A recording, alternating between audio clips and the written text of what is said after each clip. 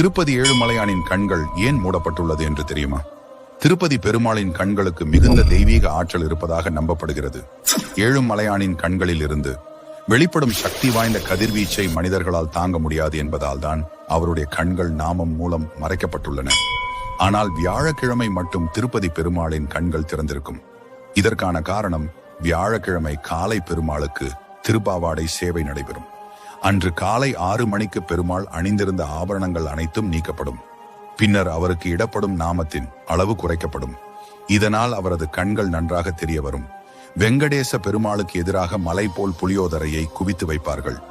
இந்த புளியோதரையை நேராக கருவறையில் உள்ள பெருமாளுக்கு நிவேதனமாக படைப்பார்கள். வியாழக்கிழமை அபிஷேகத்தின் போது திருப்பதி ஏழுமலையான் அவருடைய 3வது கண்ணை திறக்கிறார் என்பது ஐதீகம். அதனால் வியாழக்கிழமை அன்று பக்தர்கள் திருப்பதி ஏழுமலையானின் கண்களை நன்றாக தரிசிக்க முடியும்.